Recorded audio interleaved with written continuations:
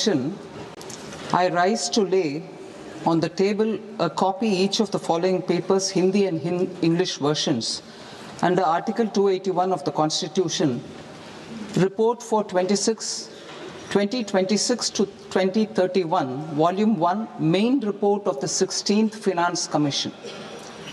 2. Report for 2026-2031, Volume 2, Annexures of the 16th Finance Commission. Number 3, explanatory memorandum as to the action taken on the recommendations contained in the above report. Item number 2, माननीय वित्त मंत्री निर्मला सीतारमण जी।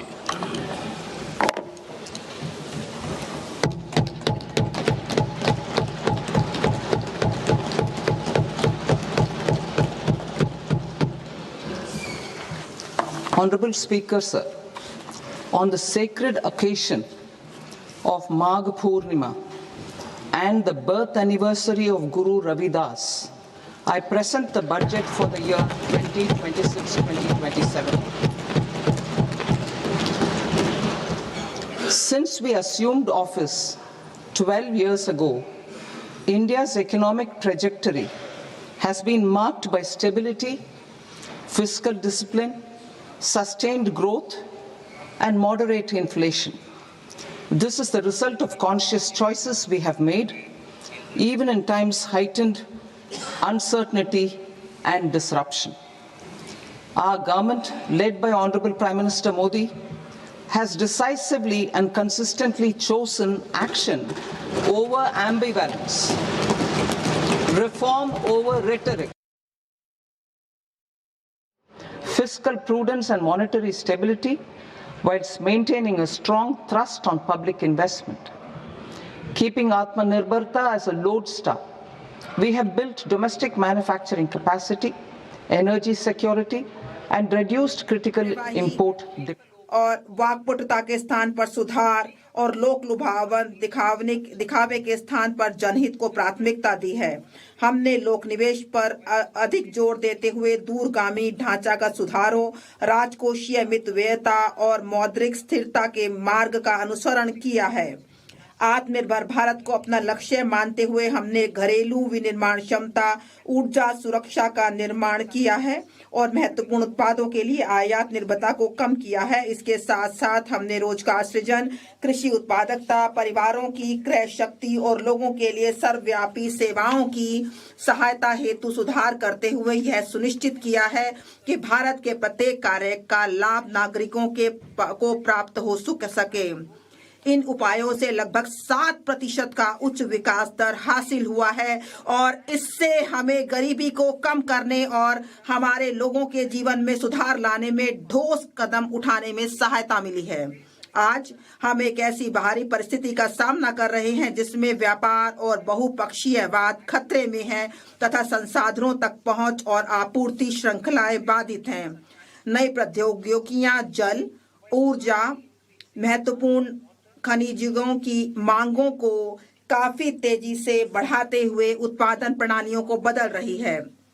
भारत समावेशिता के साथ आकांक्षाओं का संतुलन बनाते हुए विकसित भारत की ओर विश्वास से भरे कदम उठाता रहेगा। बढ़ते व्यापार और पूंजी आवश्यकताओं के साथ बढ़ती अर्थव्यवस्था के रूप में भारत को वैश्विक बाजारों से नजदीकी से एकीकृत होना होगा और अधिक से अधिक निर्यात करना होगा तथा दीर्घकालिक निवेश को भी आकर्षित करना होगा।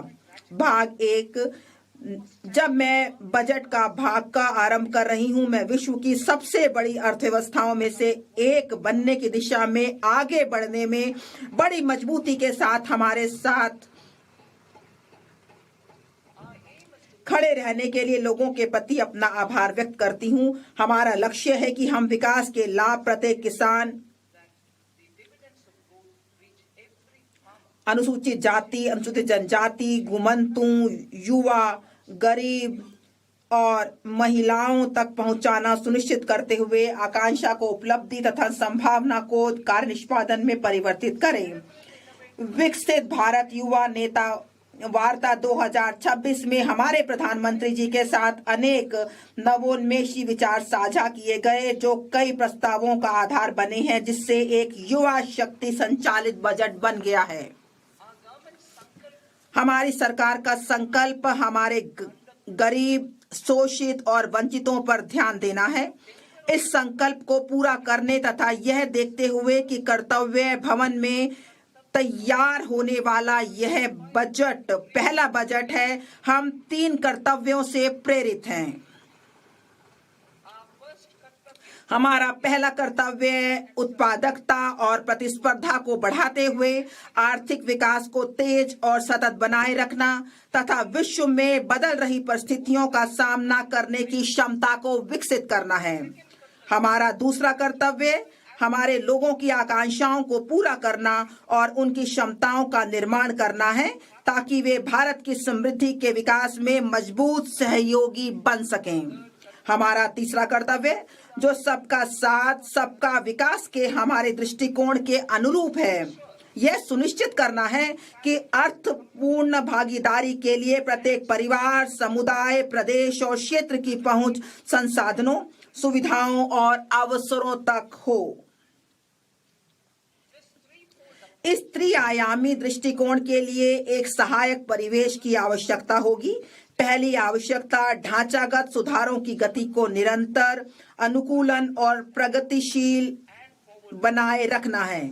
दूसरा, एक मजबूत और समुत्थानशील वित्तीय क्षेत्र बजट जुटाने, दक्षतापूर्ण पूंजी आवंटन तथा जोखिमों के प्रबंधन का आधार है। तीसरा, आर्टिफिशियल इंटेलिजेंस एप्लीकेशन सहित अति उन्नत प्रौद्योगिकियां सुशासन में सहायक बन सकती हैं। सुधार एक्सप्रेस। हमारी सरकार ने रोजगार के सृजन, उत्पादकता को बढ़ाने तथा विकास में तेजी लाने की दिशा में व्यापक आर्थिक सुधार किए हैं। वर्ष 2025 में स्वतंत्रता दिवस पर प्रधानमंत्री जी की घोषणा के पश्चात 350 से अधिक सुधारों को शुरू किया गया है। इसमें जीएसटी का सरलीकरण, श्रम संहिताओं का अनुसूचित करना तथा अनिवार्य गुणवत्ता नियंत्रण आदेशों को युक्ति संगत बनाना शामिल है। उच्च स्तरीय समितियां गठित की गई हैं तथा इसके साथ साथ केंद्र सरकार राज्य सरकारों के साथ मिलकर विनियमन हटाने तथा अनुपालन संबंधी अपेक्षाओं में कमी लाने की दिशा में काम कर रही है।